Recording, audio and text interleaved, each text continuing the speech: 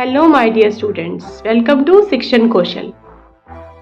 Today we are taking the topic types of knowledge. This is the question, what is the concept of knowledge, what are the sources of knowledge, what are the types of knowledge. तो ये पूरा एक complete question है जिसमें से पहले मैंने videos जो बनाई हैं that is about the knowledge, concept of knowledge, the sources of knowledge, and today we are taking the topic types of knowledge. Let's continue with the topic. Yes dear students, we have discussed about what is knowledge. Here you can see the definition of the knowledge. Knowledge is a familiarity, an awareness, an understanding of someone or something. And what is this something? ये something क्या है? Knowledge क्या है? एक awareness है, एक जागरूकता है, एक समझ है. किसकी? Facts की, information की, descriptions की या फिर skills की. That is acquired through experience. जिसको हम कैसे acquire करते हैं? नॉलेज को हम या तो एक्सपीरियंस से हम इसको एक्वायर करते हैं, इसको पाते हैं, या फिर हम इसको एजुकेशन के द्वारा पाते हैं, बाय परसीव करके, डिस्कवरी करके और लर्निंग करके. यानी कि ये भी कह सकते हैं कि थ्रू एक्सपेरिमेंट्स के थ्रू भी, बाय फैक्ट्स के द्वारा, सिचुएशन में जब आप किसी पढ़ते हो तब आप जो है नॉलेज गेन करते हो कि इस प्रॉब्लम को कैसे सॉल्व करना है, या फिर हम इसे थ्योरेटिकल तरीके से करते हैं या प्रैक्टिकल अंडरस्टैंडिंग के द्वारा किसी भी सब्जेक्ट की. So that is knowledge.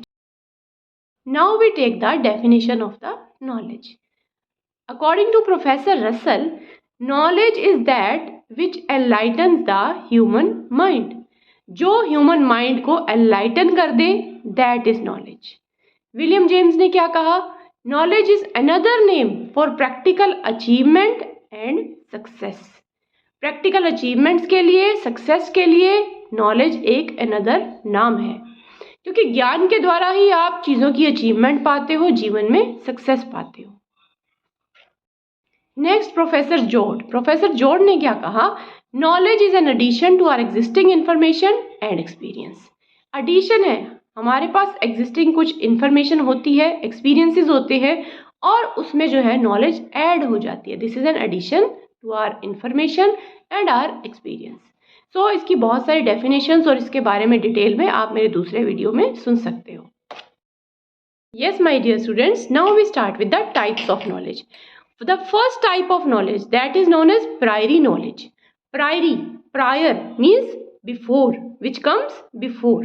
ये वो knowledge है. priori word का meaning देखें तो आप स्क्रीन पर देख रहे हैं, that comes before. Then priori is the knowledge that is attained independently of any experience. यानी कि experience के बिना. यहाँ theoretical नॉलेज की बात कर रहे हैं. theoretical रीजनिंग से जो आती है, अगर मैं कहूँ कि मैथमेटिकल कैलकुलेशंस जो हैं या फिजिक्स के जो फॉर्मूलाज हैं या केमिस्ट्री के जो फॉर्मूलाज हैं, that is an example of priori knowledge. वो एग्जाम्पल्स हैं प्रायरी नॉलेज के. जैसे अगर आपके पास एक फॉर्मूला है a+b का होल स्क्वायर, तो उसका जो फॉर्मूला है a² + b² + 2ab, राइट, ये आप पढ़ते आए हैं बचपन से. या 2 + 2 = 4, ये आप पढ़ते आए हैं. This is the theoretical knowledge जो हम एक्सपीरियंस या ऑब्जर्वेशन से नहीं, हम इसको सीख लेते हैं, हम इसको ऐसे का ऐसे ही ले लेते हैं. ये वो डिसीजंस हैं जिन पर हम एक मोमेंट के लिए भी डाउट नहीं करते, और ये जो हैं बेसिक प्रिंसिपल्स होते हैं या तो फिजिक्स के या फिर मैथ्स के. Yes my dear student, then come to the next, that is the posterior knowledge. Posterior means that is afterwards.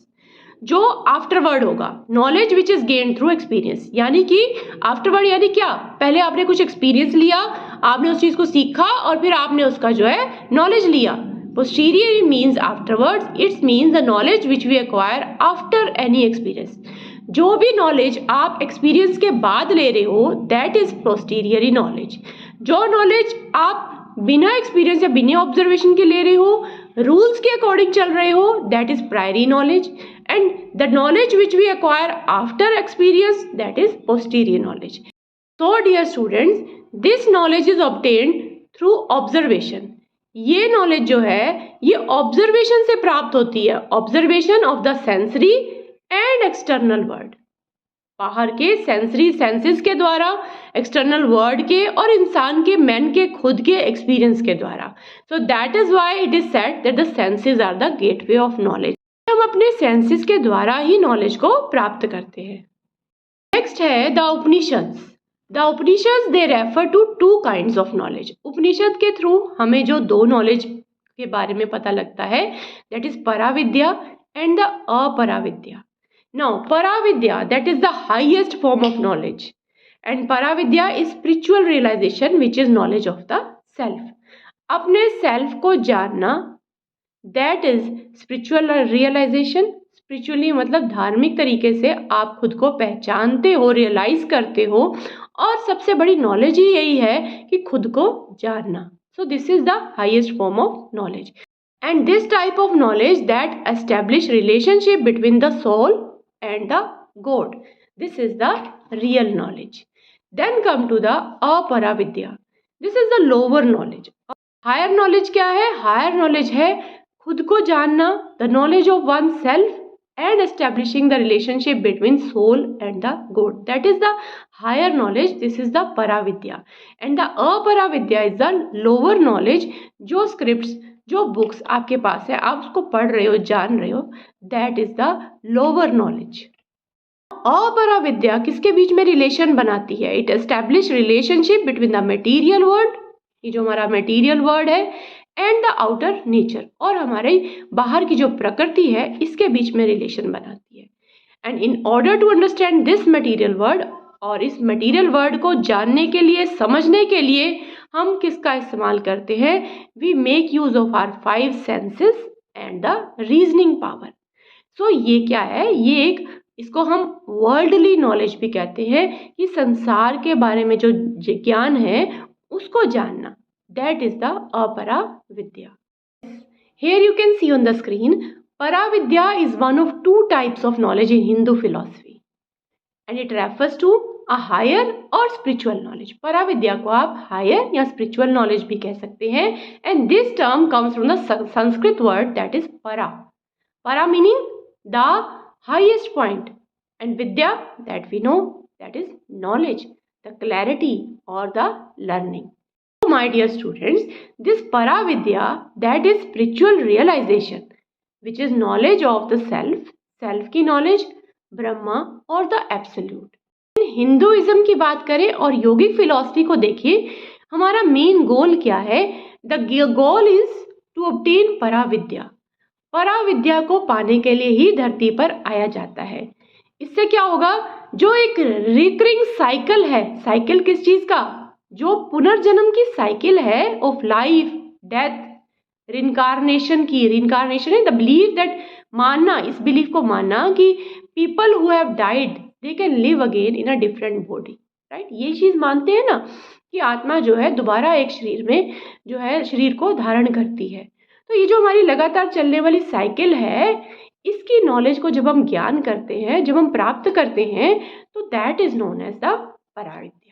The recurring cycle, recurring cycle क्या है? कि सोल जो है that goes through birth, death and rebirth. Birth होगा, death होगी, rebirth होगी, और इस फिजिकल वर्ल्ड से ही तो हमें बाहर निकलना है। इसी साइकिल से बाहर निकलने के लिए पराविद्या का ज्ञान लिया जाता है। So here we can say paravidya is the union of the individual self with the higher self के साथ। हमारा जो यूनियन होता है हायर सेल्फ गॉड के साथ, that is paravidya.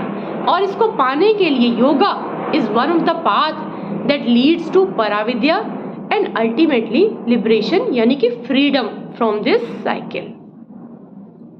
Next kind of knowledge की अगर हम बात करें, that is explicit knowledge and tacit knowledge. Explicit knowledge क्या है? This type of knowledge can be articulated, इसको हम आर्टिकुलेट कर सकते हैं, कोडिफाई कर सकते हैं, स्टोर कर सकते हैं, असेस कर सकते हैं, and it can be easily transmitted to others. ये क्योंकि हम इसको स्टोर कर रहे हैं, जैसे बुक्स हैं, डॉक्यूमेंट्स हैं, रिपोर्ट्स हैं, मैन्युअल्स हैं, किसी भी कंपनी की पॉलिसीज उठा के देख लो आप, है ना। अगर आपको एक्सप्लिसिट नॉलेज को ही समझना है तो आप कंपनी की पॉलिसीज, डॉक्यूमेंट्स, रिपोर्ट्स, मेमोज को उठाओ, डाटा शीट्स को उठाओ, राइट। तो ये सब क्या है? ये है एक्सप्लिसिट नॉलेज, जिसको हमने पूरी तरह कोडिफाई किया, स्टोर किया और फिर असेस किया। So that is explicit knowledge. Second है टैसिट नॉलेज। टैसिट नॉलेज, जहाँ इसको हम इम्प्लिसिट नॉलेज भी कहते हैं। This is difficult to express in words. अब इसको जो है आप वर्ड्स में एक्सप्रेस नहीं कर पाते, ना ही आप इसे राइटिंग में और ना ही आप इसे वर्बली बोल पाएंगे। This knowledge is received through experience और ट्रेनिंग। ये नॉलेज मिलती है हमें ट्रेनिंग के द्वारा और एक्सपीरियंस के द्वारा, and this can not be easily transfer to other person. इसको हम इजीली दूसरे पर्सन को ट्रांसफर नहीं कर पा रहे क्योंकि हम इसको किसी भी कोड में नहीं डाल पा रहे, स्टोर नहीं कर पा रहे। It can B transfer through learning. इसको जो है हम ट्रेनिंग की हेल्प से या लर्निंग की हेल्प से जो है एक पर्सन से दूसरे पर्सन तक ट्रांसफर कर सकते हैं। So yes, my dear students, the next type of knowledge, that is authoritative knowledge.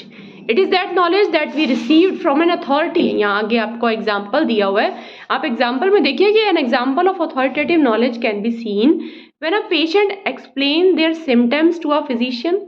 Patient ने अपने सिम्टम जो है डॉक्टर को समझाए, who then makes a diagnose, फिर उसको डायग्नोस करता है और फिर रिजल्ट बताता है पेशेंट को कि क्या प्रॉब्लम है और क्या प्रॉब्लम नहीं है। सो this is the authoritative knowledge that is drive from sources, source से जो मिले या फिर इंडिविजुअल से जिसके पास ये पोजीशन है ऑफ अथॉरिटी की, right. So this is the knowledge that we received from an authority or which is proved by scientists, that we can say as authoritative knowledge. Next is the scientific knowledge. Scientific knowledge से ही आप इस शब्द से ही समझ रहे हैं वो knowledge that is gained through observation and experimentation. क्योंकि साइंस है ही क्या, एक सिस्टमेटिक स्टडी है, तो दैट्स वाई साइंटिफिक नॉलेज भी क्या हुई, एक जो कि ऑब्जर्वेशन से एक्सपेरिमेंटली सिस्टमेटिक वेव से हमें प्राप्त होगी, that is the known as the scientific knowledge. Next is the empirical knowledge. अब एम्पिरिकल नॉलेज क्या होगा, knowledge drawn through sense observation, यानी हमारे सेंसेस की ऑब्जर्वेशन से, यानी कि हमारे एक्सपीरियंस से, हमारे ऑब्जर्वेशन से जो हमें इन्वेस्टिगेशन करने पर, एनालिसिस करने पर जो नॉलेज मिलेगी, that is known as empirical knowledge. Next is the rational knowledge, the knowledge that is drawn from the reasoning. Here you can see on the screen the knowledge drawn from reasoning is called rational knowledge. अब reasoning is क्या है, ये एक mental और एक intellectual process है, एक मानसिक तरीके से जब हम आप अपनी चीज़ों को इंटेलेक्चुअल प्रोसेस से चीज़ों को समझते हैं, that is known as reasoning and this is called rational knowledge. And through reasoning a man forms his opinion और रीचेज अ कंक्लूजन। और रीजनिंग के द्वारा ही एक व्यक्ति जो है किसी ओपिनियन तक पहुंचता है और फिर एक कंक्लूजन तक पहुंचता है। This is known as the rational knowledge. Next come to the pragmatic knowledge. Pragmatic means practical knowledge. Practical word से फिर आप समझ रहे हैं कि अब आप फिर से कुछ करके, वर्क करके फिर चीज़ों को समझेंगे, तब आपको नॉलेज मिलेगी। It is activity centred.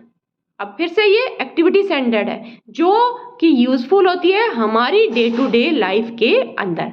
So it is activity centred, it is derived from an individual experience. Again ज़्यादातर नॉलेज एक्सपीरियंस से ही मिलती है, दैट इज चाहे वो पोस्टीरियर नॉलेज की बात कर रहे थे हम, साइंटिफिक नॉलेज है, हमारी एम्पिरिकल नॉलेज है, हमारी रैशनल नॉलेज है, प्रैग्मेटिक नॉलेज है, ये सभी के अंदर एक ऑब्जर्वेशन, एक एनालिसिस, एक इन्वेस्टिगेशन और इसी तरह से एक्टिविटी सेंटर्ड होने के कारण जो है ये नॉलेज हमें प्राप्त होती है।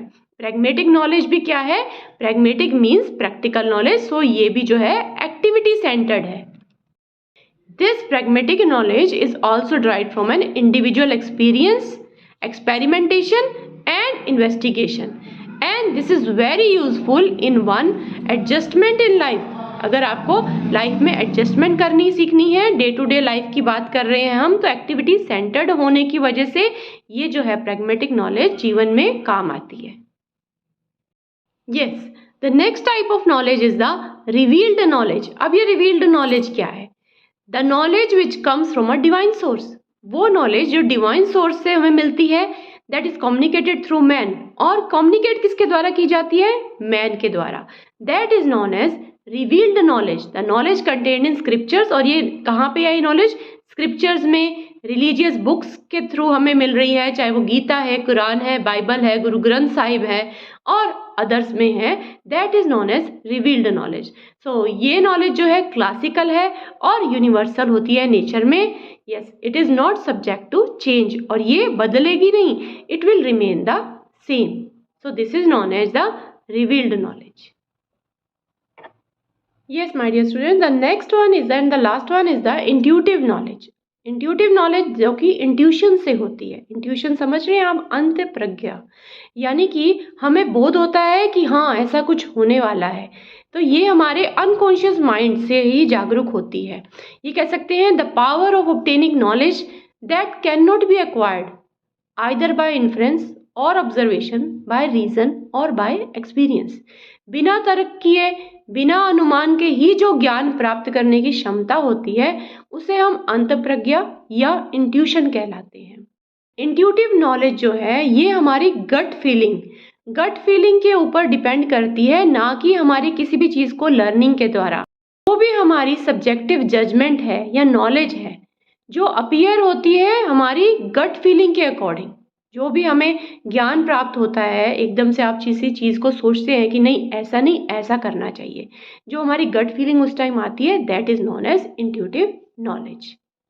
This type of knowledge is based on non consciously recalled information. Consciously आप इस चीज़ को नहीं कर रहे हैं, आप नॉन कॉन्शियसली इसको रिकॉल करते हैं, जो कि हमारी इम्प्लिसिट मेमोरी है. इम्प्लिसिट मेमोरी क्या है? दैट इज अनकॉन्शियस और ऑटोमेटिक मेमोरी जो होती है, that is implicit memory which refers to the information that we do not store purposely. ऐसी मेमोरी जो हम पर्पजली नहीं अपने दिमाग में डाल रहे हैं, जस्ट अनइंटेंशनली हम इसको मेमोराइज कर लेते हैं, और जब हम मुझे इसकी ज़रूरत पड़ती है तो हमें एकदम से इंट्यूशन आता है कि नहीं ऐसे नहीं, ऐसा होना चाहिए. So that is known as intuitive knowledge. So we can say that intuitive knowledge spontaneous अपने नेचर में है. It is neither related to senses nor to reason. It can be identified with the sixth sense और inner sense है हमारी, and it cannot be repeated by personal experience or nor can be verified scientifically. आप इसको scientifically prove नहीं कर सकते हैं. That is known as the intuitive knowledge, that is intuition of one's mind. So my dear student, this is all about the types of knowledge.